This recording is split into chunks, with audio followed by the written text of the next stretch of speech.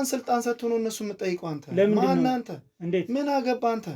አንተ እኮ ስለዚህ ጉዳይ እኮ ምንም ማስረጃ ሳይኖር እኮ የኔ ቤት ገብቶ ቤቴ እኮ ነው እኮ እና ቤቴ ይሁን ታዲያ ምንድነው? ቤትሽና ምንድነው? ባለቤቴ ናታ ጉድ ያደረገችኝ። ደካ ምንድነው ጉድ ያደረገች? ምንድነው የማትወጣው እንዴ? ቤቴ እኮ ነው። ቤቴ ዘለ ገብተህ እንዴት ነው እንደዚህ የምትለኝ? መርማሪ ጋዜጠኛ ነኝ። ማን? መርማሪ ጋዜጠኛ ሀብታሙ እባላለሁ። ስለሱ አይመለከትም። ባለቤቴ ነው። ባለቤቴን እንደፈለኩ ማለት የምችለው እኔ ራሴ ያለ አይቻልም እንጂ ለምን? ማን ነው መብቱ የሚሰጥህን እንዴ? ካሜራዬን ከነካ አይነን ነው የማጠፋው። እንዳትነካው ካሜራዬን። ሳስገባ ውስጥ እየተጠራጠረ ነው ያስገባሁት። አሁን ቤት ከገባ በኋላ ለምንድን ነው እንደዚህ አይነት ጭቅጭቅ ውስጥ የምንገባው? እናንተ ቆይ ስለኔ የምታጣራው ምን ተባብለን ነበር? ወንድሜ ምን ተባብለን ነበር? እባክህን አቁመው፣ ካሜራውን አቁመው እባክህን። አርፈህ ቁጭ በል ነግሬሃለሁ። ወደ ናፋልከኝ እያልኩ በዛ ሰዓት አንተ የት ነበርክ ማለት ምን ማለት ነው? አንተ ማን ነኝ ነው የምትለው? ማን ነኝ ነው የምትለው? ስነ ስርዓት ያዝ እንዴ! ምንም ማስረጃ አንተ የሰው ልጅ የምትጠይቀው ማን አንተ? ያለ ምንም ማስረጃ ማለት ምንድን ነው? ንገረኝ እስኪ። ምን ማስረጃ አለ? አንተ የት ነበርክ በሰዓቱ?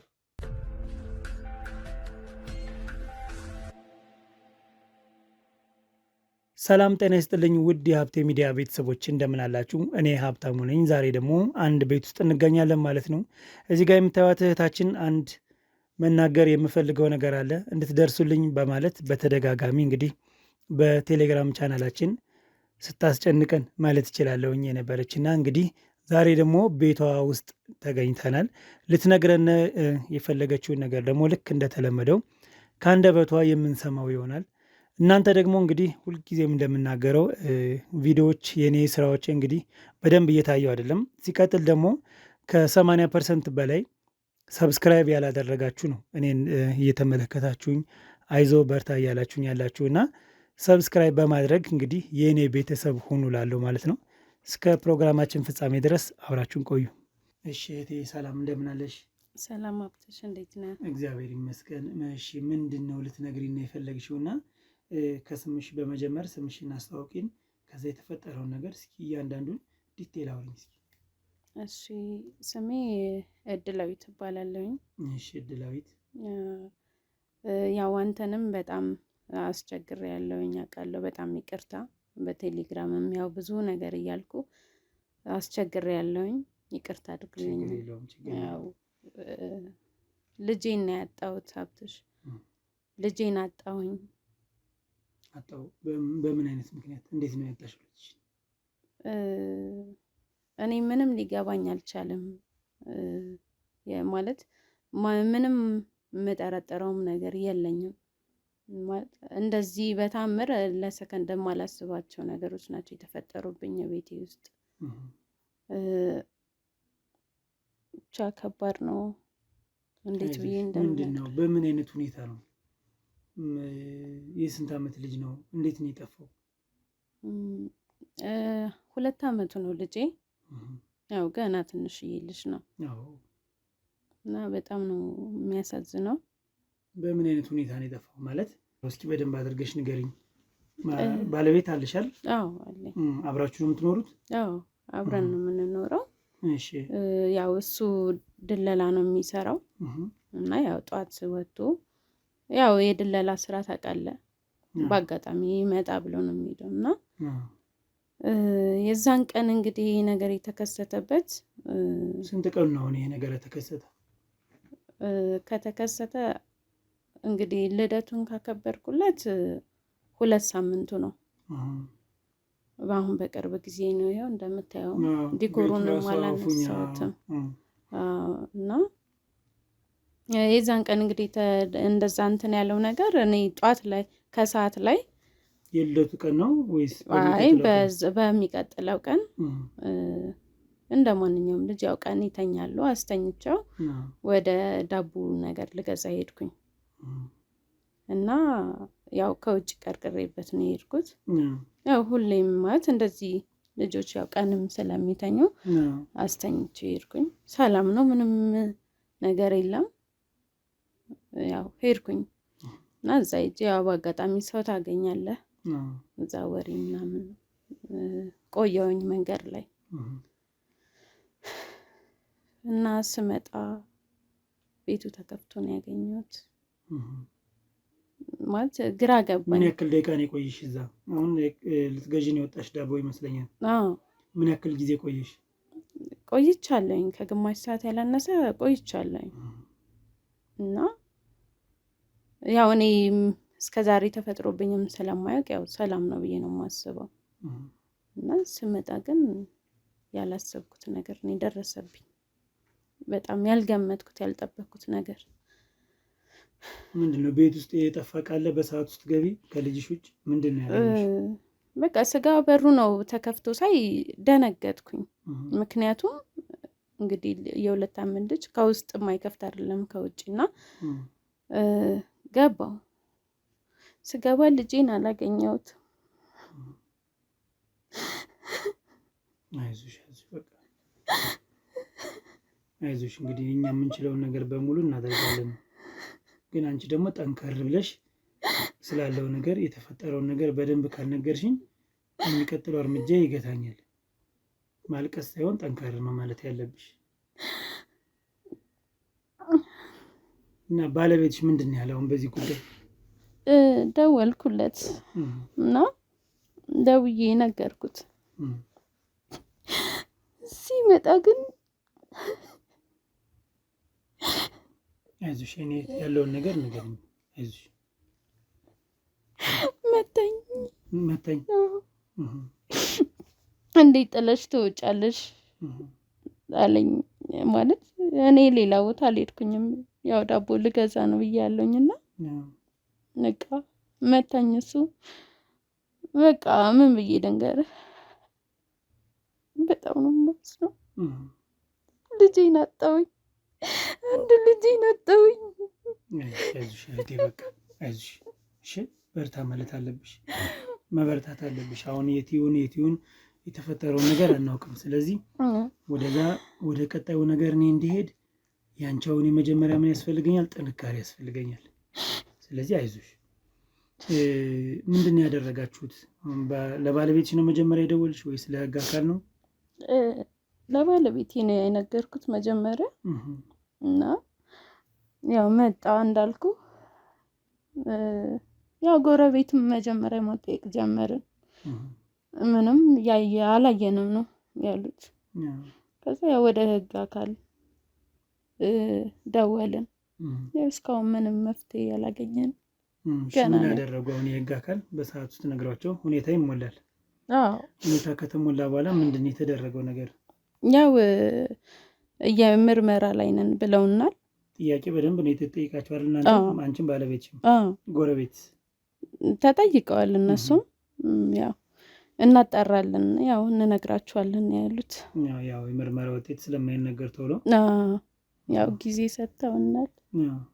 ልጄን እንዴት ልርሳ?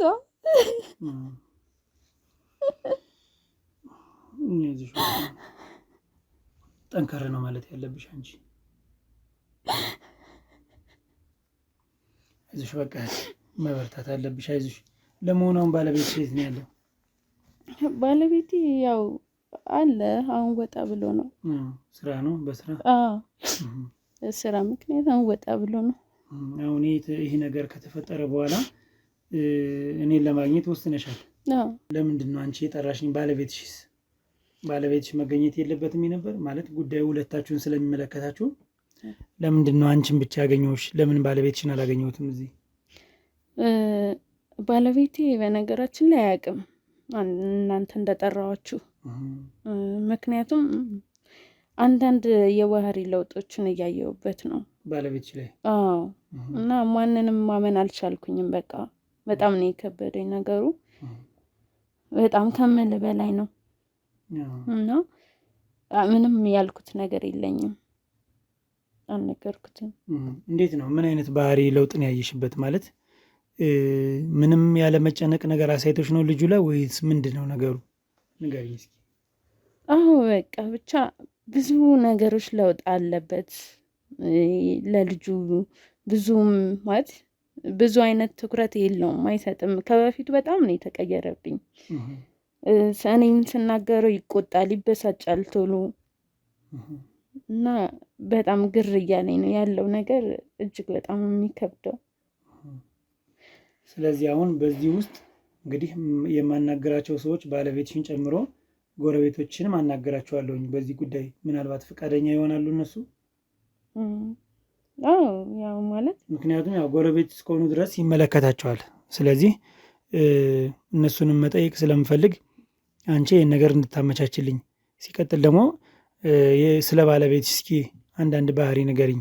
ማለት ወጣ ያለ ባህሪ እንዳለው አሁን እንደሚያሳይሽ እየነገርሽ ነው። ነገር ግን ለእኛ ደግሞ እንዳይከብድ እሱን ለማናገር ጎረቤቶችንም ለማናገር እንድታግዥን እፈልጋለሁ።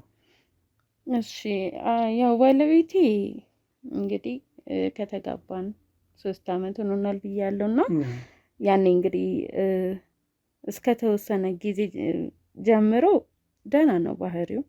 ከሰዎች ጋር ተግባቢ ነው። እንዴት ነው ግን የተገናኛችሁት? እስኪ ንገሪኝ። የተገናኘነው በፌስቡክ ነው እና ያው በዛ ተገናኘን።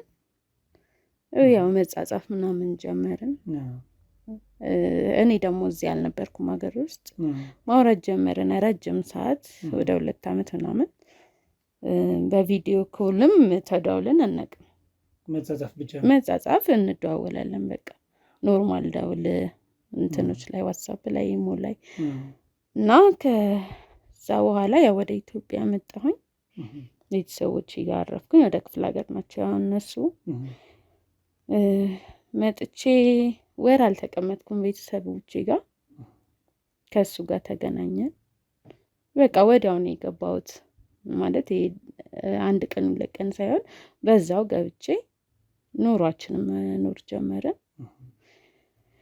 ከዛ እንዳልኩ ያው ልጅ ተፈጠረ እና ያው ልጄም አሁን ትቶኝ ሄደ።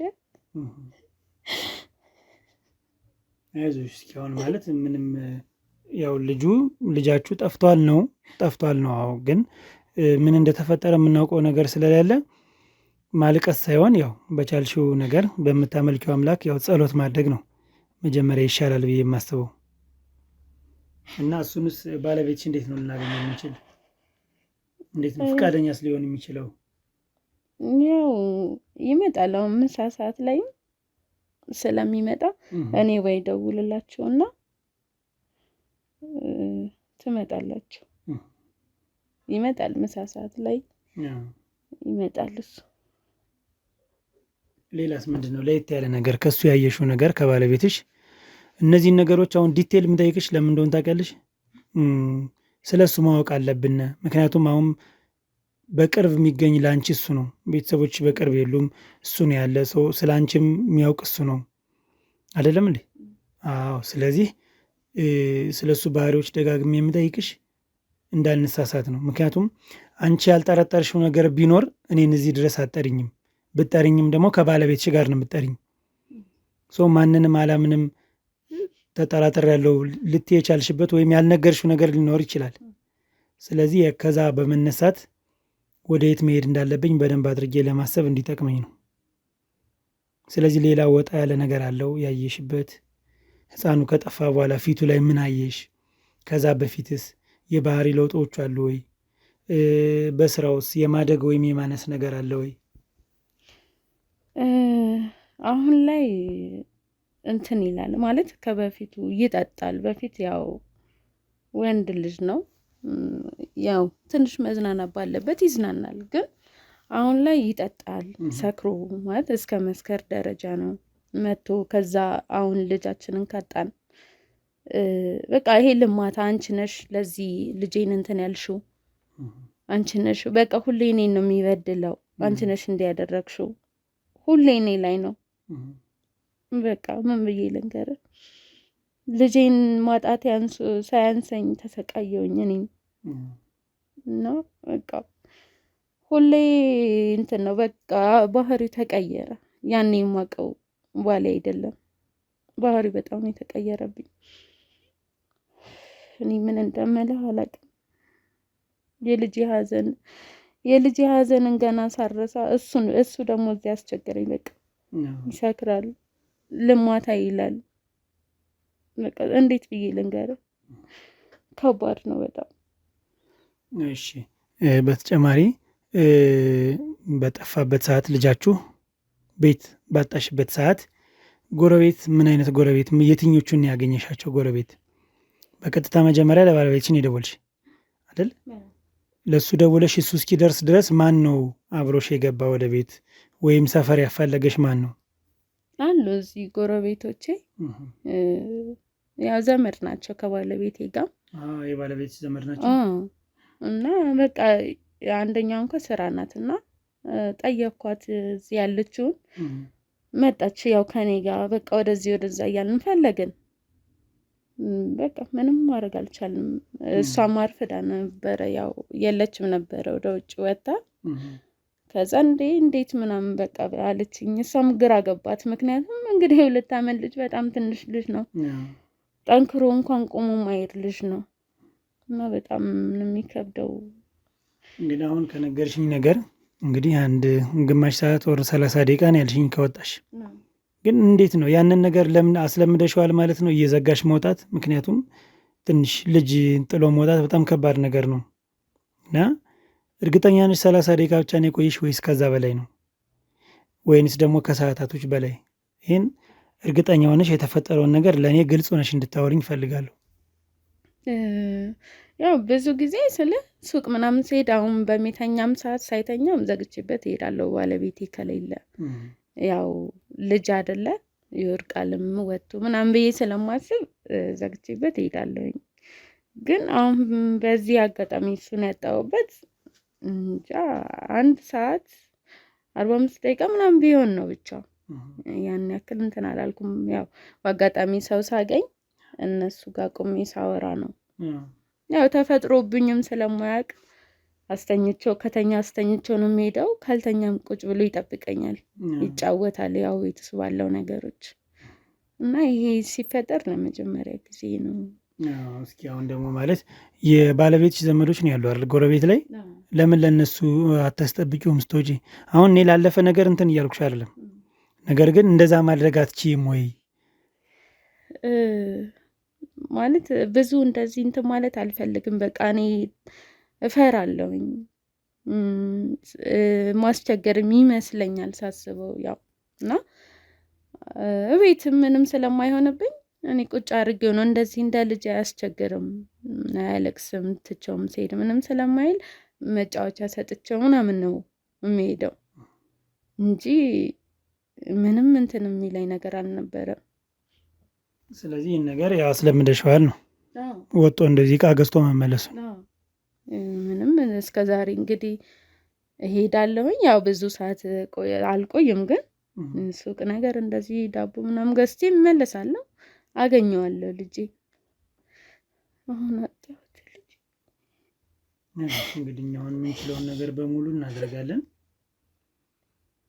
ጎረቤትንም እንግዲህ እንደዚሁ ብዙ ጥያቄዎችን የምንጠይቃቸው ይሆናል። ምክንያቱም በሰዓቱ ያው የባለቤት ዘመድ ነው፣ አብራ የነበረች አይደል? አብራሽ የነበረች እሷ ናት። ስለዚህ እሷንም አሁን ለጥያቄ እፈልጋታለሁ። አንዳንድ ጥያቄዎችን ጠይቃትና የምረዳው የምገነዘበው ነገር ካለ ያንን ነገር በዛው እንድናውቅ ለእኛ ይጠቅመናል። እሺ። ስለዚህ አንቺ ጠንከር ብለሽ ብርታት ነው ከአንቺ የምፈልግ። እሺ። ጥሩም መጥፎም ያጋጥመናል። በቃ እኛ የሰው ልጆች ነን። የሰው ልጆች ስንፈጠር እንዲሁም አንዳንዴ ለዚህ አይነት ነገር ነው እንደ የተፈጠር ነው ሁሉ እስክንል ድረስ ብዙ ችግሮችም ደስታዎችም ይመጣሉ አይደል? አዎ፣ አብሮ የሚሄድና የሚመጣ ነገር ነው። ነገር ግን ያው መልካሙን ነገር እመኝልሻለሁ። እንግዲህ ባለቤትሽ በሚመጣበት ሰዓት እሱን ሰዓት አሳውቂኝ፣ ደውይልኝ አሁን ባገኘሽኝ ስልክ። ስለዚህ ቀጣይ ወደ ጎረቤቶች ተወስጂኝና ጥያቄዎችን ልጠይቃት። እሺ? ጥያቄዎችን ልጠይቃትና የምንረዳው የምንገነዘበው የምናውቀው ነገር ካለ ከዛ እንድንወስድ ለእኛ በጣም ስለሚጠቅመን።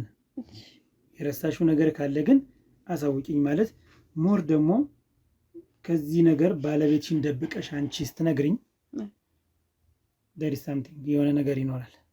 ስለዚህ የሆነ ነገር የሚኖር ከሆነ በጣም የጠረጠርሽበት ነገር ካለ ብትነግሪኝ ደስ ይለኛል። ካለ የለም ካልሽ ደግሞ እንግዲህ እኛ የምንወስደው እርምጃ ይኖራል። ያንን እርምጃ ወስደን የምንከታተል ይሆናል ማለት ነው። አዎ በቃ እንደነገርኩ ያው የባህሪ ለውጦችን ከዛ ልጄ ከሞቱ በፊት የባህሪ ለውጦችን አይችበታለሁ እያለው በቃ ይሄ ደስ የማይል ውስጥ የማይቀበለው ነገር አለ አይደል? ያንን ነገር አየሁኝ። ምን እየሆነ ነው? ከዛ ስጠይቀውም እንደነገርኩ ልማታ ወይ በቃ ይሰድበኛል፣ ምን አገባሽ አለ፣ ብዙ ነገሮች አለ እና በቃ ምንም ውስጥ ሊዋጥልኝ አልቻለም። እና ከዛ ፍርሃትም አለብኝ። በቃ ልጄ ያው እሱም አባቱ ነው እንግዲህ የአብራኩ ክፋይ ነው። ግን በቃ እኔ ፈራውኝ። ልጄን አንድ ነገር አድርጎት ይሆን ግራ ገባኝ። በቃ ምን ልሆን በዛች ደቂቃ ምንም ብዙ ጭንቀት አይታይም ባለቤት ላይ። በቃ ሲገባ እንደነገርኩ ጠጥቶ ነው የሚገባው። አርጎት አያውቅም። ይበሳጫል። ዝም ብሎ ከመሬት ተነስቶ ምን ሆንክ ብዬ ስመጣ ምን አገባሽ ሂጂ ከዚህ ምናምን ነው የሚለኝ እና የሆነ ግራ ገባኝ። በቃ ከባድ ነው። ጥሩ ያው እንደነገርሽኝ ከሆነ ከባለቤትሽ ላይ ጥርጣሬ ባይኖርሽ ያው ቅድም እንደነገርኩሽ አንድ ላይ ነበረ ማገኛችሁ። ነገር ግን ጥርጣሬ አለ። ጎረቤትሽንም እኔ ጠረጥራለሁ፣ የባለቤትሽን ዘመድ። ምክንያቱም በሰዓቱ የተገኘች እሷ ናት። ያው የተገኘውን ነገር በሙሉ መጠየቅ አለብን። እንደዛ እናድርጋለን። አሁን የምታደርጊልኝ አመቻችልኝ፣ እሷ እንዳገኛት አድርጊና እሷን ማውራት እፈልጋለሁ። መጀመሪያ ችን አድርጊልኝ አንቺ እና አንቺ ጠንከር በይ፣ ብርታት ከአንቺ እፈልጋለሁ። እሺ 1-2 ቀንም መከታተል ካለብን ባለቤትሽን ክትትል እናደርግበት፣ የት እንደሚውል ምን እንደሚያደርግ። ደስ ይለኛል። ጥሩ አይዞሽ፣ አንቺ በርትት በይ። እሺ አሜን አሜን አሜን። እህቴ እንግዲህ ተመልካቾቻችን ያው የተፈጠረውን ነገር እንደሰማችሁት ነው። በምን አይነት መልኩ ቀጣይ መሄድ አለብን የሚለውን ከክሮች ጋር በመመካከር ወደዛ የምንሄድ ይሆናል። አብራችሁን ቆዩ። ሬንታል ጋራንቲን፣ ፕሮሞሽናል አገልግሎት እንዲሁም ፕሮፐርቲ ማኔጅመንትን በነፃ የሚያገኙባቸው እነዚህ የንግድ ሱቆች ከ3.9 ሚሊዮን ብር ሙሉ ክፍያ ጀምሮ ወይም በ30% ቅድመ ክፍያ ማለትም ከ1.4 ሚሊዮን ብር ጀምሮ እስከ 20% በሚደርስ ልዩ ቅናሽ ማግኘት ይችላሉ። በነገራችን ላይ እነዚህን ሱቆች በ18 ወራት ጊዜ ውስጥ ጥንቅቅ አድርገን የምናስረክባችሁም ይሆናል። እንዲሁም ሆቴል ስታንዳርድ የሆኑ አፓርትመንቶችን በሳር ቤት ካናዳ ኤምባሲ አጠገብ ፒያሳ ከቦናርክ ሆቴል ጀርባ በ10% ቅድመ ክፍያ ብቻ እስከ 25% በሚደርስ ልዩ ቅናሽም በመሸጥ ላይ እንገኛለን። ለተጨማሪ መረጃ ከታች በሚገኘው ስልክ ይደውሉልን። አኮያ ፕሮፐርቲስ፣ ከነገ ለተዛመደ።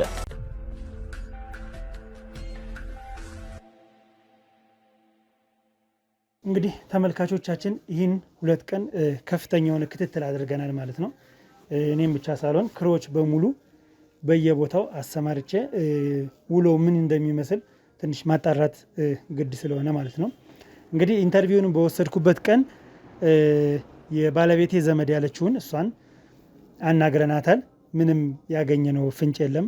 ለካሜራ መቀረጽም ፍላጎት ብዙም ስላልነበራት በድምፅ ይዘን ለማስረጃ ስለሚጠቅመን ብዙ መስቀለኛ ጥያቄዎችን ጠየቅነ፣ ግን ምንም አይነት ፍንጭ አላገኘንም። ስለዚህ ያን ያክል አስፈላጊ ስላልሆነ ከኛ ጋር አስቀርተነዋል ማለት ነው። ቀጣዩ ነገር ምንድነው? ይህን 2 ቀን ውሎ ምን ይመስላል ነው። ውሎ ምን ይመስላል እንግዲህ የደላላ እንደመሆኑ የመኪና ደላላ እንደመሆኑ ጭራሽ በሱ ጓደኞች ያጣራነው ነገር ምንድነው? ሊቭሬ እንዳለው ነው። የ2 መኪና ሊቭሬ አለው እና በእርግጠኝነት ምነግራችሁ ባለቤቱ ይህን አታውቅም እና በቅርቡ ነው አንደኛውን ካሶኒ የሚባል መኪና 10 ጎማ ያለው መኪና ነው። ከባድ ጭነት ነው እና እሱ በሱ ስም ነው። እንግዲህ እንዴት እንደሆነ ምንም የሚታወቅ ነገር የለም። ትንሽ ግራ የሚያጋባ ነገር ነው። ያንንም ለመግዛት በጣም ከፍተኛ የሆነ በጀት ያስፈልጋል።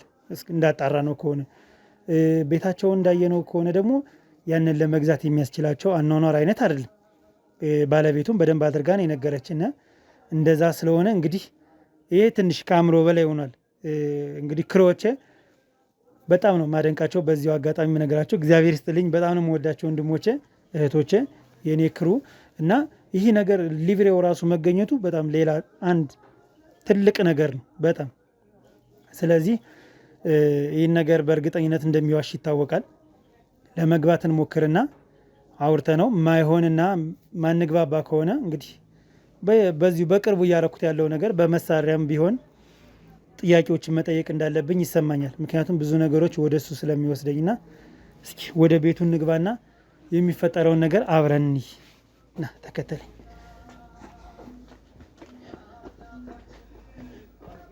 እያየህ እንዳትወድቅ።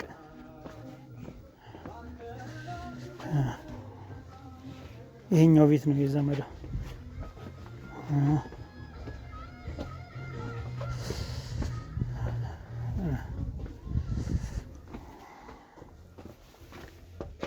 ቤቶች እዚህ ቤት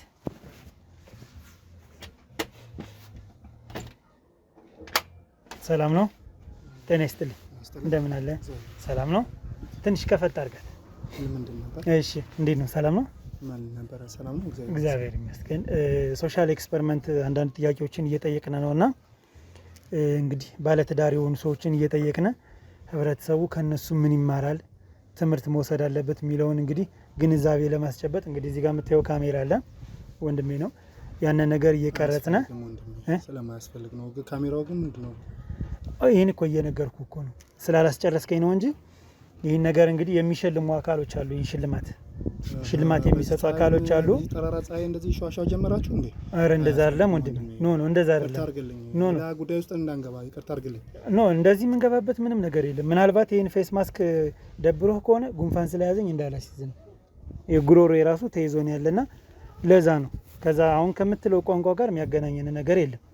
እኛ ስነ ስርዓት ያለን ሰዎች ነን። እዚህ ጋር የምታየው ካሜራ እንግዲህ ማስረጃ ነው። ይህ ማስረጃ ነው። አለቆች አሉን ከኛ ጋር የሚሰሩ ለነሱ ማስረጃ ነው እንጂ ሸዋሸዋ እንዴት ነው ካሜራ ይዞ የሚዞር? አይመለከተኝም።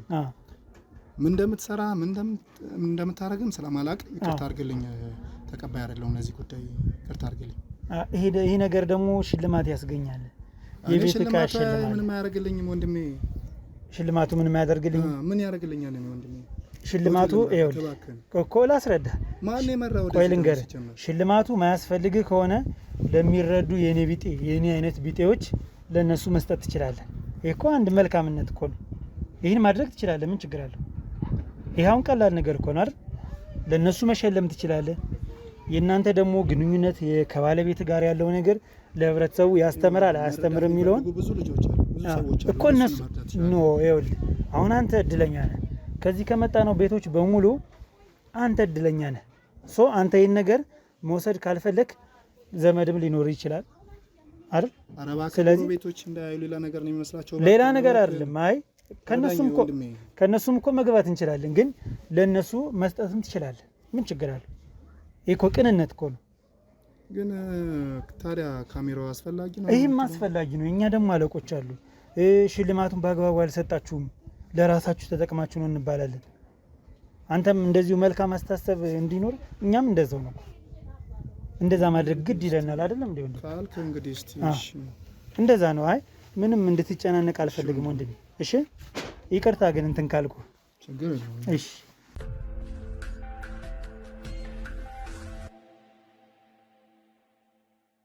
ያው እንግዲህ በመጀመሪያ ደረጃ በእኔና በሸላሚዎቻችን ስም ከልብ አመሰግናለሁ ወደ ቤት ስላስገባኝ። ያው ድሮ ከባድ ነው ሰው ማመን። ልክ ነህ፣ ብዙም አልከፋኝም ያደረግከው ነገር። ነገር ግን ሽልማቱን ለሌላ ሰው ለእኔ ቢጤ መስጠት ትችላለህ ስል ደግሞ ያው ቀና ልብ ስላለ አስገብተናል። ይህንንም ሳላደንቅ ማለፍ አልችልም እና እስኪ ከስምህ ጀምርና እስኪ አንዳንድ ነገር ጥያቄዎችን ልጠይቅህ። እሺ፣ ስሜ ዮናስ ይባላል። እሺ ዮናስ፣ አሁን ባልከው ጉዳይ ያው እኔ የማይጎዳ ነገር ከሆነ በመልካምነት እቀበለዋለሁ። ሰው መርዳት ትልቅነት ነው። ያው በመልካምነት ስለሆነ እቀበለዋለሁ። ጥሩ ነገር ነው፣ የሚበረታታ ነገር ነው። ያው ግን አመጣጥ ትንሽ ስላልደነገጠኝ ነው። ማስክ መልበስም ትንሽ እንደሚረብሽ የሰው ነገር አይታመንም እና ጊዜውንም ታውቀዋለህ። በዛ ጉዳይ ነው ትንሽ እንትን ስላስፈራኝ ነው የጊዜውን ጉዳይ። ለዛ ነው እንትን ያልኩት። ቶሎ ብለልኝ እንትን ብለህ። እሺ ችግር የለውም። ያው እንግዲህ ስምን ነገርና ዮናስ ነው አይደል? ዮናስ። እሺ ስለዚህ ከባለቤት ጋር እንዴት ተገናኘ? መቼም እነዚህ ጥያቄዎች አሁን አብዛኛው የግል ጥያቄዎችን ነው የምንጠይቃቸው። ሲቀጥል ደግሞ ለህብረተሰቡ የሚያስተምሩ ነገሮች አለ የለም የሚለውን ይመረመራል በዚሁ ማለት ነው። ስለዚህ ያው ቅር እንዳትሰኝ የግል ጥያቄዎችን ስጠይቅህ። ከባለቤት ጋር እንዴት ተዋወቅ? ትዳር አለ ወይ አይደል? እነዚህን ጥያቄዎች እስኪ ልጆች አሉ ወይ? እንዴት ነው አኗኗሯችሁ? እንዴት በምንድን ነው የምትተዳደሩት? እስኪ ይህን ያለውን ነገር እስኪ አጫውተኝ። ከባለቤቴ ጋር የተዋወቁት በፌስቡክ ነው። ከሀገር ውጭ ነበረች። በፌስቡክ ጉዳይ ነው የተገናኘ ነው። ይህ ሶሻል ሚዲያ መቼም ብዙ ሰው አገናኝቷል አይደል? በጣም ጥሩ ነበረ እና ከባለቤቴ ጋር በፌስቡክ ነው የተገናኘ ነው። ጥሩ ህይወት ነበረ። ጥሩ ነው። በጣም ደስ የሚል ህይወት ነው ያለን። አሁን ነበረች እሷም አሁን ወጣ ብላ ነው ነበረች። ያው ብዙ ነገሩን ከእሷ ብትሰማ ይሻላል። እነሱ ነው የሚችሉበት። ወሬውን ጥፍጥ አድርገው የሚያወሩት እነሱ ናቸው። በጣም በጣም እና እንደዛ ጥሩ ህይወት ነበረ። ስንት ልጆች አሏቸው? ምን ብዬ ልንገር? አንድ በጣም የሚያጓጓ ፍቅር የሆነ ልጅ አንድ ልጅ ነበረኛል። ገና የ2 ዓመት ጨቅላ ልጅ ነው። ምን ብዬ ልንገር? አሁን እንኳን በጣም ድክም ብሎኝ እሱን ጠፍቶብኝ ድክም ብሎኝ እሱን ስፈልግ ብዬ ነው። ጠፍቶብኝ ማለት ምንድን ነው? ህይወቱ አልፎ ነው ወይስ አልገባኝም። ያው በእንዝላልነት አልልህም። ከባለቤቴ ጋር ነበረ ልጁ። በአጋጣሚ ሱቅ ሄጄ ነው ምን ብዬ ነው ያለችኝ። ወጥቼ እስከመጣ ልጄን አጣሁት ነው ያለችኝ። በዛ ሰዓት ብዙ ነገር ነው የተፈጠረው። ልጅን ያው የልጅ የሆነ ህይወት ታውቀዋለህ። ባለቤቴን በጣም መትቻታለሁ በሰዓቱ ተናደህ ስለነበር። በጣም ግን ነገሮችን ከጎረቤትም ስሰማ ከምንም ስሰማ የታየኝ ልጄን ለማግኘት ነው። በቃ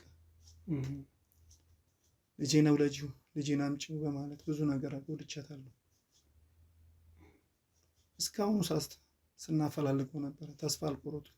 ይኸው እንደምታየው ልደቱን ካከበርኩት 2 ሳምንት ቢሆነው ነው። በጣም ጭንቅ ውስጥ ነኝ። አሁን እንኳን ድክም ብሎኝ መጥቼ እሷም ደግሞ ተስፋ ሳትቆርጥ እስቲ ደግሞ እኔ ልፈልገው በማለት አሁን ወጣለች፣ ወደ ውጭ ወጣለች። በትክክል ያን ነገር ነው የምልህ። ምን ጥረት አደረግህ? አሁን ሲጠፋ ልጁ ያደረከው ማፈላለግ ነገር እንዴት ነው? እስኪ እሱን ያስረዳኝ። ማለት ያው መርማሪ ፖሊስ ነው የሚያደርገው ነገር አለ። እነሱም ካልታገዙ ምን የሚያውቁት ነገር ይኖራል ብዬ አላስብም። ምክንያቱም የሰው ልጅ ናቸው።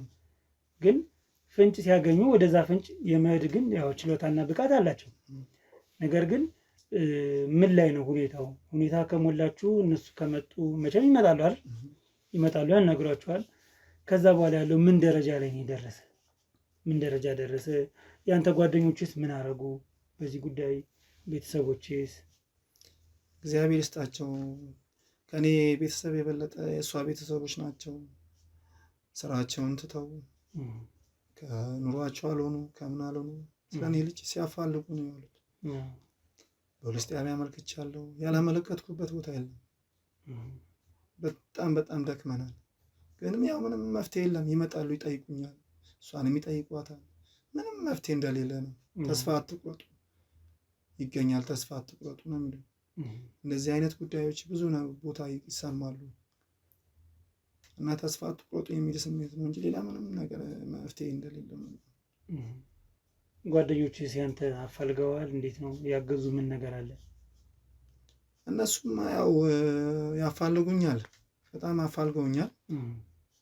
ግን የስራ ጉዳይም እነሱም የኑሮ ጉዳይም ስላለ አንዳንዴ ከኔ ጋር ብዙ ነገር ብዙ ቦታ እየሄድን የመጠየቅ ጉዳይ አለ። ያው ጥርጣሬ እዚህ ቦታ አይተነዋል እዚህ እንትን ይላሉ። ግን ሰውን ከማርከም በስተቀር ምንም ያገኘሁት መፍትሄ የለም እና ምን ብዬ ልንገርህ? በጣም በጣም በጣም በጣም ችግር ውስጥ ነኝ። በጣም ምን አደረግክ አንተ? አሁን በጎን እዚህ ቦታ ሊሆን ይችላል። ምክንያቱም አሁን እንግዲህ ባለቤት በወጣችበት ሰዓት ነው የጠፋ። ምን የምጠረጥረው ሰው አለ? በስራ የተገናኛችሁት የተጣላችሁት ሰው አለ ወይስ እንዴት ነው? በዚህ ሰዓት ምንድን ነው ስራ እየሰራ ያለው አንተ? ስራ የኔ ስራ የድለላ ስራ ነው። ጠዋት ወጥቶ ማታ መግባት ነው። ብዙ እንደው እረፍት ያላት እሷ ናት። እና በቃ ምን ብዬ ልንገርህ? ያልሄድኩበት ገዳሞች የሉም። ያልሄድኩበት የኔ ቢጤዎች አካባቢ እዛው ቤተክርስቲያን እንኳን እያደርኩት እየጸለይኩት ብዙ ነገር ጥሬያለሁ። ምንም መፍትሄ ስለሌለው በቃ ለአምላኬ ትቼው ግን ትቼዋለሁ። ስለ ያው የወለድከውን ስጋ አጥለው ነው። እሱማ እንዴት ተብሎ በቃ ግራ ገብት ብሎኛል። የማሳያት ፊት ሁሌም በቃ ከኔ ጋር በገባው ቁጥር እየጠጣው ነው የምገባው። በቃ በልጁ ምክንያት በትክክል ያን ሁላ ነገር በቃ እየጠጣው እገባለሁ፣ በሳጫለሁ፣ እጠላታለሁ። እሷ ፍቅር ታሳይኛለች፣ ይገኛል ያማለች። የእሷን ነገር ምንም አይሰማኝም። የልጄን ነገር ካላገኘሁት የልጄን በቃ ያፋልጉኝ ነገርስ ምንድን ነው ያደረጋችሁት? እስኪ ስለሱ ንገረኝ። ማስታወቂያ ለምን ያፋልጉኝ ነገር ለምን እንትን አንልም ትለኛለች። ግን ምንም ነገር በቃ ከእሷ ጋር ከመጨቃጨቅ ሌላ ምንም ነገር የፈጠርኩት ነገር የለም። ጥፋት እንዳለብኝ ይታየኛል። ብዙ ነገሮች ጥፋት እንዳለብኝ ይታየኛል። ግን ያን ነገር በቃ ምን እየሆንክ ነው? ከሰሞኑ ከጊዜ የተለዋወጥክብኝ ነው። ምን ሆነ ነው ትለኛለች። ከመጣላት ከመምታት ከመስደብ ውጪ ምንም ለኔ የሚታየኝ ነገር የለም። ዓለም ጭልም ብላብኛለች። ይህን ነገሮች የምታደርገው በልጅ የተነሳ ነው። ትክክል። የእሷ ጥፋት ስለሆነ ማለት ነው። በእሷ እንዝላልነት ነው ልጄን ያጣሁት። አብሬያት ከዛ በኋላ አብሬያት እንኳን አብሬያት ለመተኛት አብራኝ ስትቀመጥ እንኳን እንደ ሴጣን ነው የሚታይ። ያገኘሁትን እየወረወርኩባት ብዙ ነገር ጎድቻታለሁ። ለዛ ነው አንተ ቤት ስትቀመጥ እሷ የማትገኘው። በትክክል በቃ እግሬን እንዳየች ሮጣ ወደ ጎረቤት ነው የምትሄደው፣ አትቀመጥም። ያን የነበረ ጣፋጭ ፍቅር እንዴት ልመልሰው? እና እኛውን በምን አይነት መልኩ እንርዳ? ማለት ያው ሶሻል ሚዲያው ላይ ስላለና ይህን ነገር እንግዲህ በቪዲዮ የታገዘ በካሜራ እያደረግን ነው። ስለዚህ ይህን ነገር በዚሁ ልጁ ማን ነው ስሙ? ታምራት። ስለዚህ ስለ ህፃን ታምራት ባካችሁም አንተ የሚያውቁ ካሉ እንዲያግዙ በዚሁ አጋጣሚ ማስተላለፍ የምትፈልገው ነገር ካለ እስኪ ወደ ካሜራው ዙርና መናገር ትችላለህ። እባካችሁ እኔ የምላችሁ ነገር ልጅ ያላችሁ ታውቁታላችሁ። የወለደ አንጀት ያውቀዋል።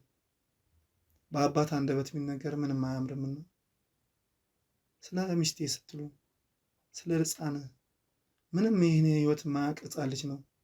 ስለ እሱ ስትሉ እባካችሁ አፋልጉኝ ይላል። እባካችሁ። ጥሩ እንግዲህ ሙሉ መረጃውን ትሰጠንና የህፃኑን እና ፎቶውን አድርገህ እኛ የምናግዘውን ነገር ብናግዝ ደስ ይለኛል። በዚሁ አጋጣሚ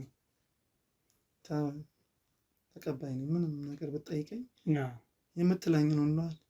ይሄ ልጅን ለማግኘት የምታደርጉት ጥረት ነው። ከልብ አመሰግናለሁ። ከልብ ነው የማመሰግናችሁ። እኛም እናመሰግናለን ወንድማችን።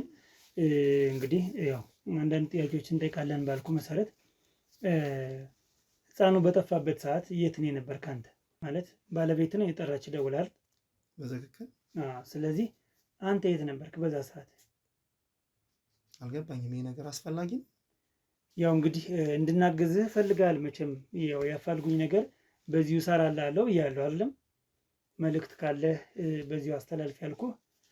ሰዎቹ ደግሞ ይህን ነገር ያፋልጉኝ ማስታወቂያውን ሲያዩ እንዴት ነው የተፈጠረ የሚለው ነገር መቼም ያሳስባቸዋል። ቢሆንም አጠያየቅ ግን ልክ አይደለም። እኔ እኮ አሁን ልጅን ልተባበር እናፋልገ ስላልከኝ ነው እንጂ አጠያየቅ ልክ አይደለም። እንዴት ልጅን አፋልገኝ እያልኩ በዛ ሰዓት አንተ የት ነበርክ ማለት ምን ማለት ነው? ገብቶኛል። አሁን ይኸውልህ እሷ ላይ አሁን እሷን እየወቀስካት ነው። እሷን ዝላል ስለሆነች ነው የእሷ ምክንያት ነው ብለህ እሷን እየመታ ነው። ሲጀመር ያው ትዳር ውስጥ ጣልቃ አልገባም እንጂ ሚስት የምትደበደብ አይደለችም። ሚስት ዘውድ ናት፣ አትደበደብም። ነገር ግን መቼም ጥፋት ነው በሚል እንያዘውና ጥፍታለች በሚለው ቢያዝ እንኳን መማታት ያለብህ አይመስለኝም። አይ ይሄኔ ትዳር ነው አይመለከትም ካልከኝ ችግር የለውም እሺ። ነገር ግን በሰዓቱ አንተ የት ነበርክ? ሰዓቱ የነበርኩት አንድ የመኪና ድለላ ነበረኝ። ወደዛ ወጣ ብዬ ለሱ ጉዳይ ወጣ ብዬ ነበረ። እንዴት ነው ግን የድለላ ስራ እስኪ ንገረኝ። በጣም ቆንጆ ነው፣ ጥሩ የሚባል ነው። እንዴት ነው ቤቱን የምታንቀሳቅሰው በዚህ ነው? አጠያየቅ ወጣ ገባ እያለብኝ ነው። ግራ ገባኝ እኮ ወንድሜ። ያው ያለውን ነገር በደንብ እንድትነግረን ብለን እኮ ካልክ እሺ። ስለ ስራ ጉዳይ ጥሩ ነው በጣም ያው የጎጆ የሚሞላ ነገር ነው። ጥሩ ነው። ከዛም አልፎ አንድ የምረዳው ልጅ አለ ተማሪ። ጥሩ ስራ ነው። እንደዚህ የምታግዘው ሰው አለ ማለት ነው። በትክክል እና አዋጭ ነው። ሌሎች ሰዎች የመኪና ድለላ ቢሞክሩ መልካም ነው ትላለህ? ያው የሰው ዕጣ ፈንታው አይታወቅምና ስራው በጣም አዋጭ ነው። እንዴት አገኘው አንተን ራስህን በድለላ ውስጥ? ዕጣ ፈንታዬ ነው ብለህ አስበህ ታውቃለህ ወይስ? ያው በዛ ስራ የሰው ልጅ አይቀጥልምና አሁን እስካለው ድረስ ጎጆዬን የሞላ ነው። ጥሩ ነገር ነው። ባለቤቴን ያገኘሁበት ስራ ነው። ጥሩ ነው ብዬ ነው የማስበው። ስለዚህ ቆንጆ ነው። እኔ ጥሩ ነው። ስለዚህ አሁን በድለላው ብቻ ነው እየተዳደርጋችሁ ያላችሁት ቤት ነው ወይስ ሌላ ተጨማሪ ስራ አለ? ተጨማሪ የለኝም ስራ፣ ሌላ ተጨማሪ ስራ የለኝም። በድለላው ነው የምሰራው። ያው ሲገኝ ጥሩ ኮሚሽን ስላለው በሱ ነው እየደለልኩ ያለሁት። ስለዚህ አሁን አንተ እንግዲህ ያው ይሄ የእናንተ የቤት ነው አይደል? ያንተና የባለቤትህ። ስለዚህ ሌላ ቦታ አለ በአንተ ስም? ሌላ ቤት አለ ወይስ ንብረት ወይ ተሽከርካሪ? ማለት ያንተ ስለ ያው አንተና የባለቤት መቼም አንድ ናችሁ። ጥያቄ እኮ አልገባኝም። ስለ ሽልማት ነው። ስለዚህ ጉዳይ ምንም ነገር የለኝም። ለማንኛውም ግን ምንድነው ጥያቄው? አልገባኝም። ምን ሆነ ጥያቄው? ምን ሆነበት? ስለ ሽልማት ብለን ስለ ሊብሬ ምናምን የምጠይቀኝ? እኔ ምንም ነገር የለኝም። ለማንኛውም ግን ምንድነው ጥያቄው? አልገባኝም። ምን ችግር አለው? ያው እንግዲህ መጀመሪያም ስነግርህ ግል የሆኑ ጥያቄዎች የግል ጥያቄዎች አሉ። እነዛን የምጠይቅህ ብያለሁ፣ ምናልባት የምታስታውስ ከሆነ። ስለዚህ ያን ያክል ደግሞ ችግር የለውም ማለት ከዚህ ቤት ውጭ ሌላ ንብረት አላችሁ ያፈራችሁት ወይንስ እንዴት ነው? ምክንያቱም አሁን ከዜሮ ተነስተን ንብረትን ማፍራት ይቻላል ወይንስ አይቻልም፣ በትዳር ውስጥ እንዴት ነው የሚለውን ያለውን ያው ሶሻል ኤክስፐሪመንታል ሰው ትምህርት እንዲወስድ ያስፈልጋል እንዴ ያልከኝ እኮ ስለ ሽልማት ምናምን ሰውን ስለመሸለም ምናምን ያልከኝ፣ ስለመተባበር ተባብረኝ ያልከኝ። አሁን ስለ እኔ ሊብሬ ማጣራት ምናምን ምን ያደርጋል? ለማንኛውም እኔ ምንም ነገር የለኝም። ይኸው እንደምታየው በድለላ ኖሮ ነው። አይ ጥያቄን አስተካክልና የምጠይቀኝ ከሆነ ጠይቀኝ፣ ካልሆነ ይቀርብን ደስ ይለኛል።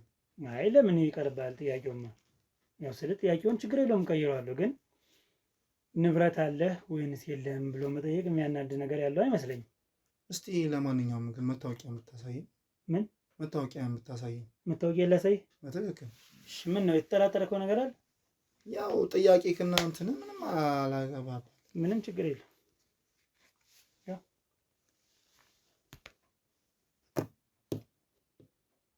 ኦኬ ያው የጊዜውን ጉዳይ ያወቀው ምንም ችግር የለም።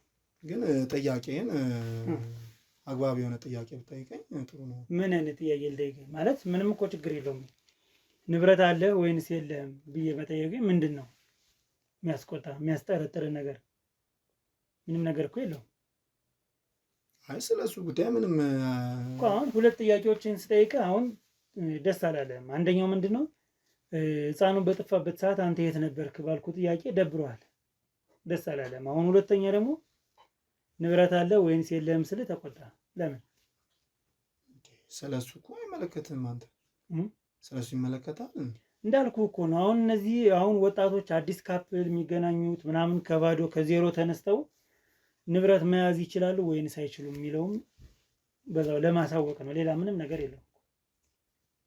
ጉዳት ከሌለው ምንም ችግር የለውም። መታወቂያንም ስላየው ችግር የለውም እኮ በደንብ እየው። ፎቶ ማንሳት የምትፈልግ ከሆነም ፎቶ ማንሳት ትችላለህ። ችግር የለውም። ጉዳዩን ስንጨርስ ፎቶ አንስቼው አይ ሀሳብ እንዳይገባ ምንም ችግር የለውም። ማፍርበት ስራ ስላልሆነ ማየት ትችላለህ። ችግር የለውም። ችግር የለም። እሺ ወደ ጉዳዩ ቀጥል። ስለዚህ አሁን ይኸውልህ እነዚህን ሁለት ጥያቄዎች ጠይቀህ ደስ አላለህ ማለት በትክክል። እኔ ደግሞ ደግሜ እጠይቅሃለሁ። ምክንያቱም ይህን ነገር ማስታወቂያ ነው አይደል? ለሰዎች ላሳይልህ ነው። ያፋልጉኝ ማስታወቂያ እስከሆነ ድረስ ሰው ደግሞ ምን ሆኖ ነው በምንድን ነው የተፈጠረው ይሄ ነገር የሚለው ጥያቄ ይፈጠርባቸዋል። ስለዚህ ያንን ነገር ለማሳወቅ በሰዓቱ አንተ የት ነበርክ? እንዴ ወንድሜ ደጋገምክብኝ እኮ ይሄን ጥያቄ። ምን ችግር አለው በደግሞ? እንዴ ምን አስፈላጊ ነገር አለው? አንተ የመጣው ስለ ሽልማት ነው ሌላ ነገር ይዘን የመጣው ወንድሜ? ሌላ ነገር ማለት ምንድን ነው? እስኪ ንገረኝ። ከበርም ሳስገባ ውስጥ እየተጠራጠረ ነው ያስገባሁት። አሁን ቤት ከገባ በኋላ ለምንድን ነው እንደዚህ አይነት ጭቅጭቅ ውስጥ የምንገባው? ምን አጠራጠረ? ምንድን ነው ያጠራጠረ? ጠይቀኝ፣ ጥያቄ ጠይቀኝ። ስለ ሽልማት ነው ያልከኝ፣ ስለዛ ብቻ ጠይቀኝ። ምንድን ነው ያጠራጠረ ነገር? የማይመለከተ ጉዳይ ውስጥ እየገባ ነው። ለምንድን ነው የማይመለከተኝ? የልጁ መጥፋት አይመለከተኝም? እሱን ጉዳይ የሚከታተለው የራሱ የሆነ ሰው አለ። እስኪ ስጠኝ የመርማሪ ፖሊሱን ስልክ ማለት እስኪ ያለውን ነገር እስኪ ከሱ ደግሞ ብሰማ ደስ ይለኛል። ምንድን ነው አልገባኝም ወንድሜ። ማወቅ ያለብኝን ነገር ጥያቄ ጠየቅኩ። ማነህ አንተ? እኔ አልገባኝም። ማነህ ማለት ምንድን ነው? ራሱ ህግ የያዘው ነገር አለ። የኔ ልጅ ነው የጠፋው አይደል? ስለ ልጄ ስለተባበርከኝ አመሰግናለሁ። ያለውን ጉዳይ አወራሁ። ስታወራኝ ደግሞ በደንብ በግልጽ አወራኝ ያለውን ነገር። በሰዓቱ የት ነበርክ? እየደጋገምክብኝ እኮ ነው። የት ነበርክ? ልጄ እኮ ነው። የነበርክበትን ለምን አትነግረኝም? ሌላውን ተውና እዚህ ቦታ ነበርኩ አለቀ። ድለላ ላይ ነበርኩ፣ ስራ ላይ ነበርኩ አልኩ። ስራ ላይ ከነበርክ ሲደወልልህ ቶሎ በር የመጣ የት አካባቢ ነው ስራ ቦታ የነበረ? በዛ ሰዓት ስደልል የነበር የት አካባቢ? ቅርብ ቦታ እንደነበርክ ቶሎ ነው የመጣ አይደል? መልስልኝ። አይዞህ ወንድሜ፣ ይህን ጥያቄ ምንም ልል አልችልም። ለምንድን ነው ምንም አትለኝ? ከስራ እንደደወለችልኝ መጣሁ አልኩት። የኔ ስራ ሩቅ ይሁን አንተ የሚመለከት ነገር እኮ የለም። ይሄ ስለዚህ ጉዳይ ከሚስቴ ጋር አውጥቼ ጨርሼበታለሁ። ስለዚህ ጉዳይ ለምንድን ነው የሚጨርስበት? ህፃኑ ጠፍቷል እኮ አይደል? ልጃችሁ ጠፍቷል። ለምንድን ነው ጨርሼበታለሁ የምትለኝ? ምንም የተጨረሰ ነገር የለም። ገና የሚጀመር ነገር ነው ያለ። በዚሁ አጋጣሚ የምነግርህ እየጠየቅኩ ያለው ጥያቄ ላይመችህ ይችላል። ነገር ግን እኔ ለሽልማት አልመጣሁም። እኔ ሲጀመር መርማሪ ጋዜጠኛ ነኝ። ማን? መርማሪ ጋዜጠኛ ሀብታሙ እባላለሁ። እንድታውቀኝ ከፈለክ ይኸው ነው። መርማሪ ጋዜጠኛ ነኝ። የተፈጠረውን ነገር እያንዳንዱን ነገር አውቃለሁ። ያንተ ዘመዶች እዚህ ጎረቤት ያሉትን እያንዳንዳቸውን ጥያቄ ጠይቂያቸዋለሁ። ማን ስልጣን ሰጥቶ ነው እነሱ የምጠይቀው? አንተ ማን? አንተ እንዴት? ምን አገባ አንተ? እንዴ የጠፋውን የኔ ልጅ ነው። እና ታዲያ አንተ ምን አገባ? ለምንድን ነው የማያሳስብህ ልጅ መጥፋቱ? እንዴ ያለምንም ማስረጃ አንተ የሰው ልጅ የምጠይቀው ማን አንተ? ያለምንም ማስረጃ ማለት ምንድን ነው? ንገረኝ እስኪ። ምን ማስረጃ አለ? አንተ የት ነበርክ በሰዓቱ? የትም ልሆን አንተ እኮ ዝም ብለህ የሰው ልጅን ባለቤቴን ጎረቤትን መጠየቅ እኮ አችልም። እችላለሁ። ባለቤት ስልጣኑን ሰጣኛለች። እንዴነሽና ምንድን ነው ባለቤቴ ናታ ጉድ ያደረገችኝ። ደካ ምንድን ነው ጉድ ያደረገች? ደስ ሊልህ ይገባል እንጂ እያጣራሁልህ አይደለ?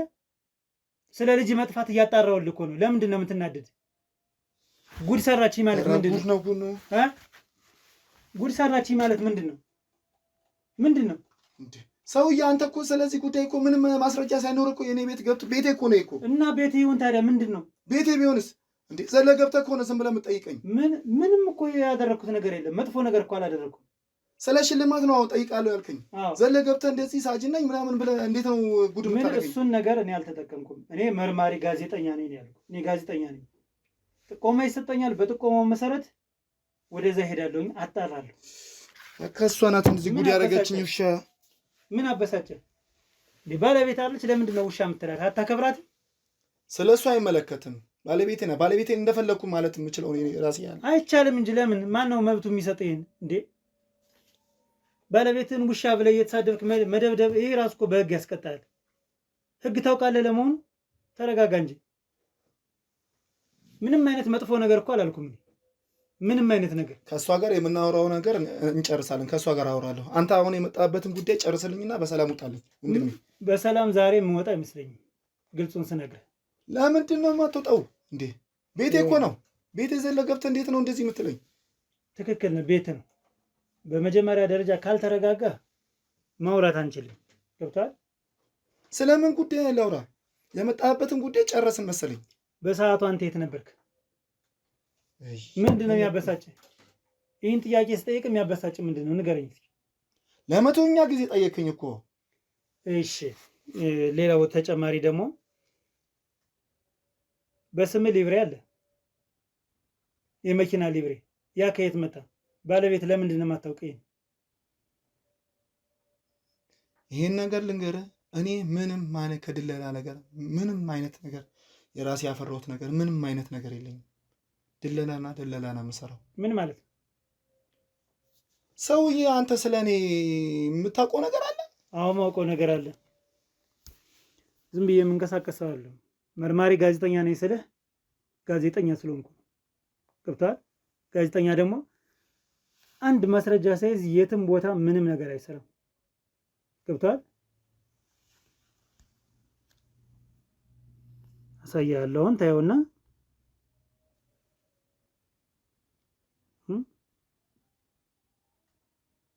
ይኸው ይሄ ማን ሊብሬ ነው? ንገረኝ። አንድ አይደለም፣ ጠብቀኝ፣ ታገሰኝ።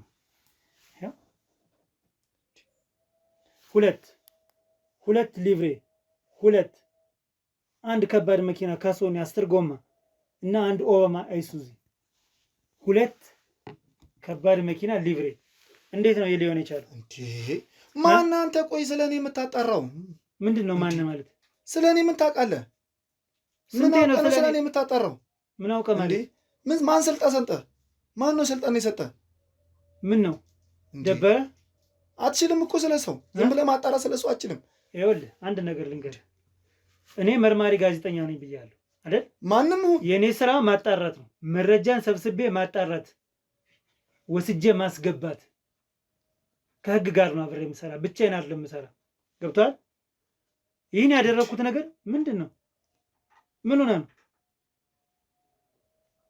የምትሰሩት ስራ? እኮ ልክ አይደለም እንዴ! ምን አይነት ስራ ነው የምትሰሩት? ለምንድን ነው የምትሰሩት ስራ ትክክል አይደለም ያልከው? እሺ አስረዳኝ። ችግር የለውም እንዴ። ስለ ሰው መብት፣ የሰውን ሀብት እኮ ዝም ብለህ እንትን እያልክ እኮ ነው እንዴ። ይህን ነገር ባለቤት አታውቅም። ለምንድን ነው የደበካት? ከምን ነው የመጣ? አንተን ይመለከታል? ስለዚህ ይመለከተኛል። አዎ በጣም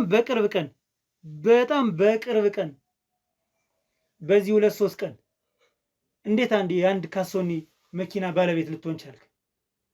እንዴት ንገረኝ። እንዴት? ምንድን ነው የምትፈልገው? ምንድን ነው የምትፈልገው? ምን ፈልገህ ነው? ምንድን ነው? እንዴት ሊመጣ ቻለ የሀብት? 2 መኪና፣ ከ1 ሳምንት በፊት 1 መኪና፣ አሁን ደግሞ ይህ ከባድ ተሽከርካሪ። በቃ የማይታሰብ ነገር ነው ይህ ነገር። እንዴት ሊሆን ቻለ? ምንድን ነው ያደረከው? ንገረኝ። ምን አረኩ እንድል ነው? ምንድን ነው ይሄ? በድለላ ሰርቼ ያመጣሁት ሀብት ነው። በታሪክ አታምጠው። የፈለግከውን ያክል ጊዜ ድለላ ስራ፣ ይሄ ሊሆን አይችልም። በቃ የትኛውም ፕሮፌሽናል የሆኑ ደላላዎች ኢቭን በቴሌግራም እንኳን ሊንክ አስቀምጠው የሚሰሩት እንደዚህ አይሆንም፣ አይመጣም። ምንድን ነው ያደረከው ነገር? ምንድን ነው? እኔ እዚህ ጋር አረኩት ምንድን አንድ ነገር ነው ያለ ምንም ነገር ነው አሁን አልወጣም ከዚህ ቤት። ዛሬውን በታሪክ ምንም ነገር ብታደርግ አልወጣም።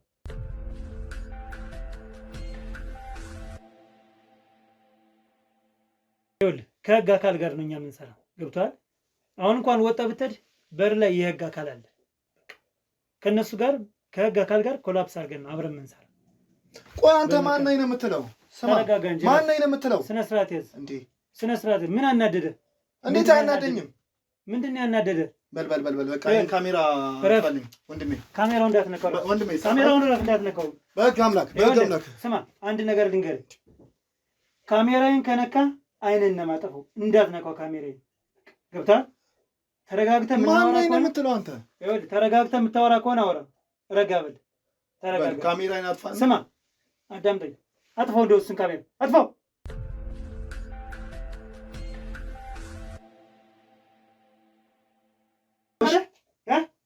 እሺ ተወኝ እባክህን። እሺ ምንድን ነው የምትፈልገው? ዛሬ ምንድን ነው የምትፈልገው? እሺ ነው ልቄ ሞታ ዛሬ። እባክህን እንደተማረ ሰው እናስብ። እባክህን ተወኝ። ዝም በል። አልፋ ቁጭ። ምኑን ነው የተማርከው ደግሞ? እባክህን ተወኝ። እሺ ተረጋጋ። ዝም በል። ስነ ስርዓት ይዘህ ታወራለህ? እሺ አወራለሁ። አዎ ታወራለህ። ስነ ስርዓት ይዘህ። እባክህን ተወኝ። እሺ ተነስ። ስነ ስርዓት ይዘህ አውራ።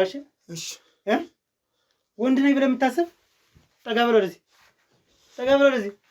እሺ ምንድን ነው የምትፈልገው ከኔ? እንዴ ምንድነው እንደዚህ ስነ ስርዓት ማጣት? ምንድነው ስነ ስርዓት ማጣት? እንደዚህ ምንድነው የምትፈልገው? እሺ ከኔ ሀብት ነው የምትፈልገው? ብር ነው የምትፈልገው? እባክህ የምትፈልገውን ብር ልስጥና እባክህ በሰላም ውጣልኝ። ትችሉበታላችሁ። እሱንማ ደላላ ስለሆንክ በደንብ ነው የምትላላጡ። የሰው ነፍስስ ትደላላችሁ። እሺ የት ነው የነበርክ የዛን ቀን? አሁን አናግረኝ። እሺ አሁን ወንድሜ ነገርኩህ እኮ። ምን ነግሬሃለሁ እኮ ወንድሜ። ይኸውልህ በሰዓቱ ፈጥነህ ነው የመጣህ። እዚሁ አካባቢ ነው የነበርክ። የት ነው የሄድክ? ምንድን ነው ያደረግክ? ንገረኝ። በአንድ ነገር እንስማማ። ካሜራው ይጥፋ፣ ካሜራማኑ ይውጣልና እኔ እናንተ ብቻ እናወራ። በዚህ የምትስማማ ከሆነ እንስማማ። ገንዘብ እንፈልጋለሁ፣ ገንዘብ እንድሰጠኝ እፈልጋለሁ። ሲቀጥል ደግሞ ይሄን የሊብሬውን ነገር በደንብ አድርገህ እንድታስረዳኝ እፈልጋለሁ። እባክህን እሺ፣ እንደ ሚስጥር የምትይዝልኝ ከሆነ እኮ ካሜራውን አጥፋለትና ውጣ። አጥፋለት ካሜራውን፣ ችግር የለም። እሺ በቃ ውጣ። እሺ አሁን ረጋ ብለህ ዘና ብለህ አውራኝ፣ ችግር የለውም። በቃ እሺ ትሰማኛለህ? እሱ የስራ አጋሪ ስለሆነ እሱን ማስወጣት አለብን። ገብቶሃል? እሱ የስራ አጋሪ ስለሆነ ማስረጃውን ይሄን ያቀርብብኛል። ገብቶሃል? ስለዚህ ያንን በማሰብ ነው። አንተ በቃ ዘና በል፣ ያራዳ ልጅ ፈታ በል። በቃ በድለናው እናውቀው የለ የሆነ ነገር ሊፈጠር ይችላል። ለእኔ አውራኝ፣ ማገዝህን ነገር ልገዝህ። ምክንያቱም የህግ አካል በር ላይ አለ። የህግ አካል በር ላይ ስላለ እኔ እናንተ አሁን እንስማማውን ተስማምተን እቀነጠሳለሁ። ወደ ቤቴ ነው የምሄድ። ምንድን ነው የተፈጠረው ነገር? ምናልባት ለመንገድ ሊከብድ ይችላል። ሰማኝ፣ እያየህ አውራኝ። ሊከብድ ይችላል። ነገር ግን ያለውን ነገር የተፈጠረው እንደዚህ ነው ብለህ አውራኝ እንደ ወንድምህ። ምን መሰለህ ወንድሜ፣ እባክህ ለሚስቴ ግን ይሄን ነገር እንድትነግር። ለማንም ሰው አልናገር። እንዴት ነው የሚነገር እንደዚህ አይነት ነገር? የሆነ ነገር እንዳለ እኔ እጠረጥራለሁ። ገብቶሃል? ስለዚህ ትንሽ ጆሮዬን ስለሚያከራክረኝ ጠጋ በለኝና ንገረኝ ያለውን ነገር። ጠጋ በለኝና ንገረኝ። ምንድን ነው? እሺ ንገረኝ፣ የተፈጠረው ምንድን ነው? አውቃለሁ ከባድ ነገር ሊፈጠር ይችላል። በዛ ላይ ወንድ ልጅ ነህ፣ ብዙ ነገር ያስፈልግሃል። የቤተሰብ ኃላፊነት አለ። ብዙ ገንዘብ ሲኖር ጥሩ ነው። ድለላው ስታይ ደግሞ የሚገላበጠውን ገንዘብ ታያለህ አይደል? ልትሳሳትም ትችላለህ። በቃ ምንም ነገር እኮ ሊፈጠር ይችላል። ምንድን ነው የተፈጠረ ንገረኝ። ድለላ ስራ ነበር። እሺ የድለላ ስራ ስራ ከጓደኞቼ ጋር በጣም ሰራ ነበረ። ጓደኛዬ በአጋጣሚ በማላስበው መንገድ ነጠቀብኝ። በጣም በሀብታም ሆነ እና ከ15 ቀን በኋላ ወደ አሜሪካ እንደሄደ ሰማሁት። ከዛም በላይ ደግሞ ሄደ። እሺ በምን መንገድ እንደሄደ ለማጣራት ፈለጉት እና ስልኩን አፈላልጌ አገኘሁትና ኢሞ ላይ ሳወራው ዮናስ፣ እኔ የሄድኩበት መንገድ ለአንተ ላይመች ይችላል፣ ግን አንተ ያን ስራ ከሰራ በጣም ለአንተ ቀላል ነው አለ። ምንድን ነው አስረዳኝ። ሀብት የሚያገኝበት መንገድ፣ ኑሮዬን ማስተካከልበት መንገድ ከሆነ ንገረኝ አልኩት። ግን ይህን ነገር ስነግርህ በጣም እንደምጠላኝ አውቃለሁ አለኝ። ምንድን ነው ነገሩ አልኩት። ልጅ መደለል ነው አለ። ምንድን ነው እንደዛ የሚደረገው? ምን ማለት ነው አልኩት። ምንድን ነው ልጅ መደለል ማለት አልኩት። አውቃለሁ ልጅ እንዳለ አውቃለሁ፣ እና ልጅን እንዲያሳድጉ ለደላሎች ከሰጠ ትልቅ ሀብት ይሰጡሃል አለ። በጊዜው በጣም ተበሳጭ ነበር። የምን ማሳደግ ነው? ለማን ነው የሚሰጠው? አሁን ግልጹን አውራኝ። ገብቶሃል? ህፃን ልጅ ማን ነው ተቀባዩ? ማን ነው የሚቀበል? በምን አይነት መልኩ ነው የሚቀበሉ? እሱን አስረዳኝ። ስለሱ ጉዳይ ላጣራ ጠየቅኩት። ምንድን ነው ማን ናቸው ተቀባዮች? እንዴት አንተ እንደዚህ እኔን ትገምተኛለህ? እንዴት አስበህ ነው እኔን ጠየቀኝ አልኩት። ዮናስ እንደሚያናድህ አውቃለሁ። ይህ ነገር እኔ ብዙ ህፃናቶችን ስደልል ነው ያልኩት። ደላላ መሰራ ይመስላል፣ ከአንተ ጋር ግን በድብቅ ይሄን ነበር የምሰራው ዮናስ ያለኝ ይነግረኝ ነበር። በጊዜው በጣም ተበሳጭብኝ። መረጃን ሁላ አሳልፌ የምሰጠው ለህግ ምናምን አልኩት። ከዛ ይህንማ አታረግም፣ ለአንተ የምነግርህ እኮ ይህን በድብቅ እንድትለወጥበት ነው። እኔም እንዴት አይነት በዚህ መንገድ እንዴት እንድለወጥ ትመክረኛለህ ብዬ በጊዜው ትንሽ ተበሳጭበት። ለሳምንት ለአንድ 15 ቀን በጣም ተበሳጭበት እያሰብኩበት ነበር። እና በጣም ብዙ ብር ይልክልኛል እሱ። እና እንዴት አሜሪካን ውስጥ ሆነ አንተ ምን ያህል በወር ቢከፈል ነው ለይኑ ለምትልክልኝ? ስለ አሁን ያለሁበትን መንገድ እየነገርኩ አይደል እንዴ ያለ ያንተ ብር ጥንቅር ብለው ይቅርብኝ ብዬ ለቤተሰቦች የሰጠኝን ብር ሰጧቸው። ለሱ ቤተሰቦች? እና ቤተሰቦቹም ይህን መንገድ አያውቁም ነበር። በድለላ ተሳክቶለት ዋሽቷቸው እንደሄደ ነው የነገሩት። ከዛ ያንን ብር ሰጣቸው። ማን የላከው? እንደዚህ ነው ልጃችሁን የላከው። እነሱም በቃ እኔም በማመን እግዚአብሔር ይስጥ በማለት ከዛች ላይ ከላከው ብር ላይ ቀንሰው ሰጡኝ። ልነግራቸውም እየፈለኩት ውስጥ የተጠራጠረ ያን መንገድ ማጣራት አለብኝ ብዬ በደንብ ማጣራት አለብኝ ብዬ ውስጥ የተጠራጠረ እና ዝም አልኩት። ደግሜ ደወልኩለት እና አነሳ። እንዴት አረካው ብሩን አለ። አይ ተጠቅሜበታለሁ አመሰግናለሁ፣ ግን አካሄዱ እንዴት ነው አልኩት።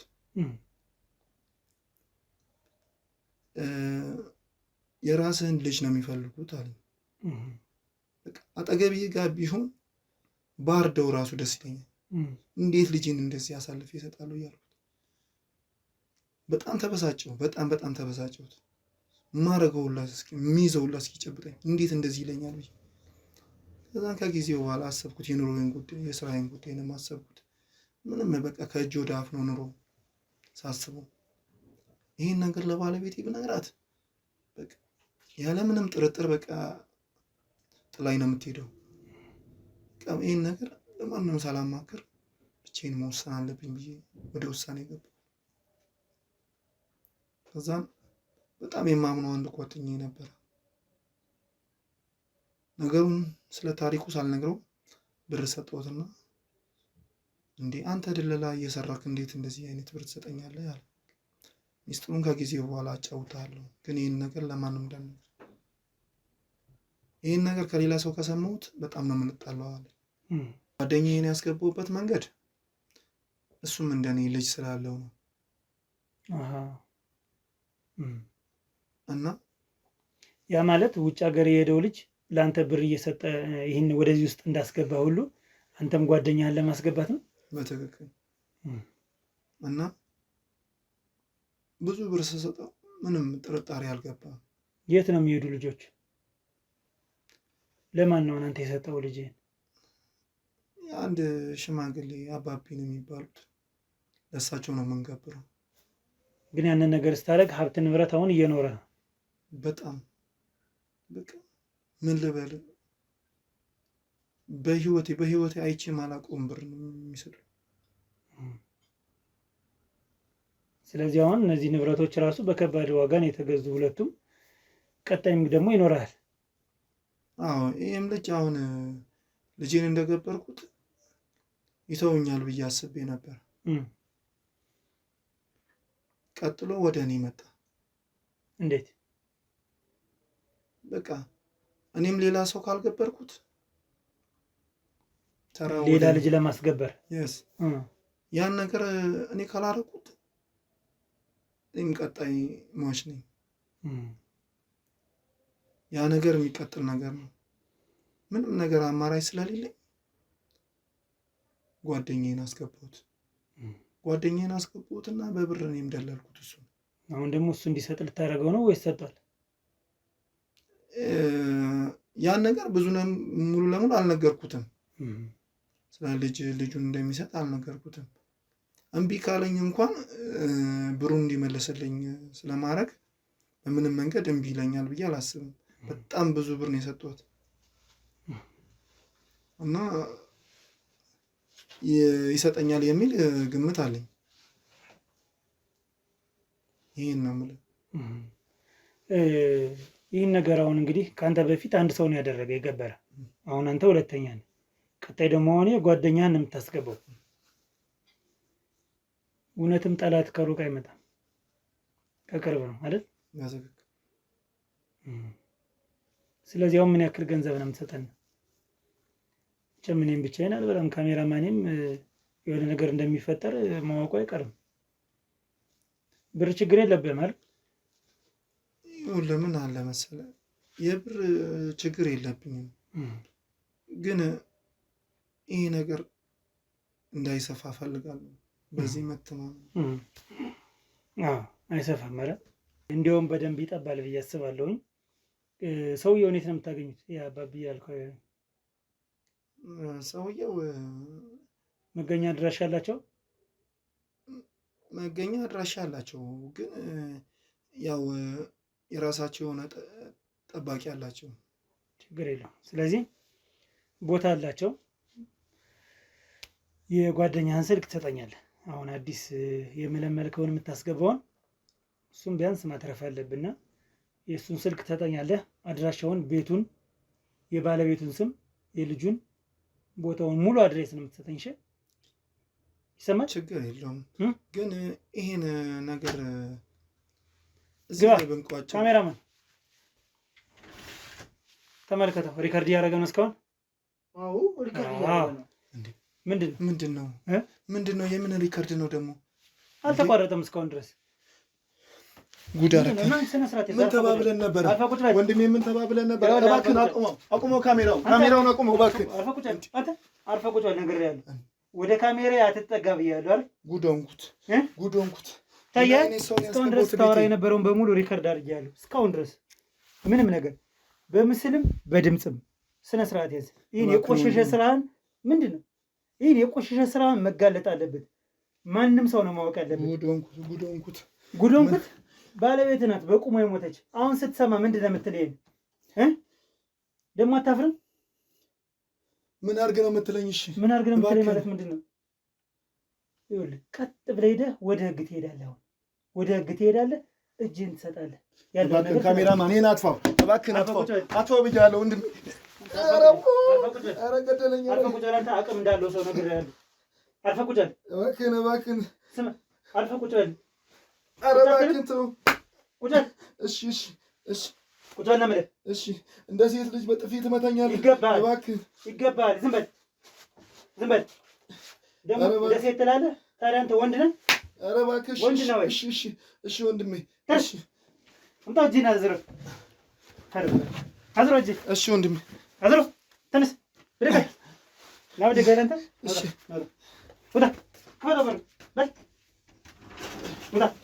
ውጣ። ሌሎች ሱቆች ላይ የማያገኟቸውን አገልግሎቶች ያካተትንባቸውን የንግድ ሱቆች መሀል 4 ኪሎ ላይ ከአምባሳደር ሞል ጀርባ ለሽያጭ አውጥተናል። የሬንታል ጋራንቲን፣ ፕሮሞሽናል አገልግሎት እንዲሁም ፕሮፐርቲ ማኔጅመንትን በነፃ የሚያገኙባቸው እነዚህ የንግድ ሱቆች ከ3.9 ሚሊዮን ብር ሙሉ ክፍያ ጀምሮ ወይም በ30% ቅድመ ክፍያ ማለትም ከ1.4 ሚሊዮን ብር ጀምሮ እስከ 20% በሚደርስ ልዩ ቅናሽ ማግኘት ይችላሉ። በነገራችን ላይ እነዚህን ሱቆች በ18 ወራት ጊዜ ውስጥ ጥንቅቅ አድርገን የምናስረክባችሁም ይሆናል። እንዲሁም ሆቴል ስታንዳርድ የሆኑ አፓርትመንቶችን በሳር ቤት ካናዳ ኤምባሲ አጠገብ ፒያሳ ከቦናርክ ሆቴል ጀርባ እንዲሁም በሰሜን ማዘጋጃ በ10% ቅድመ ክፍያ ብቻ እስከ 25% በሚደርስ ልዩ ቅናሽም በመሸጥ ላይ እንገኛለን። ለተጨማሪ መረጃ እንዲሁም ለሳይትና ለቢሮ ቀጠሮ ከታች በሚገኘው ስልክ ይደውሉልን። አኮያ ፕሮፐርቲስ ከነገ ለተዛመደ።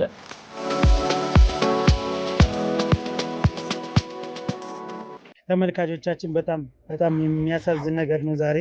እኔ እንደዚህ የሰው ልጅ በዚህን ያክል ድረስ መውረድ አለበት ብዬ አላስብም። ነውር የሚባል ነገር አለ። እባካችሁ ሰው ለገንዘብ እንደዚህ መሆን የለበትም። በእነዚህ ሰዎች ፍቅር ካለ ፍቅር በጣም በቂ ነገር ነው። ፍቅር ሲኖር እኮ ነው እግዚአብሔር ልጅ የሚሰጥ። ስለዚህ ይሄ ነገር በቃ ትክክል አይደለም፣ ከአእምሮ በላይ ነው። እኔ እችን ልጅ እንግዲህ የመንገር አቅሙ የለኝም። እኔ እድላዊትን እንደዚህ ነው ብዬ የተፈጠረውን ነገር መንገር አልችልም። በቃ የህግ አካል እንዲነግራት ነው ያደረኩኝ። ምክንያቱም እንዴት ነው ቅስሟ ሊሰበር የሚችለው? እች ልጅ እንግዲህ ሁልጊዜ ጥፋቱ የኔ ነው ብላ እያሰበች ነው። እኔ ባልወጣ ኖሮ እንደዚህ የሆነም ራሱ ነው ገብቶ ይዞት ወጦ የሰጠ በቃ ስራዬ ብሎ እና በጣም ከባድና የሚያሳዝን ነገር ነው። እኔ ዛሬ ከአቅሜ በላይ ነው፣ በቃ ከአእምሮ በላይ ነው የሆነና ኧረ እንደው እባካችሁ ተመከሩ፣ ተው። ለገንዘብ እንደዚህ መሆን የለባችሁም። ያውም ልጅ የአብራክ ክፋይ ልጅ እንደዚህ መሆን የለበትም። እኔ በጣም ከልብ ነው ያዘንኩት ክርስቶስን በጣም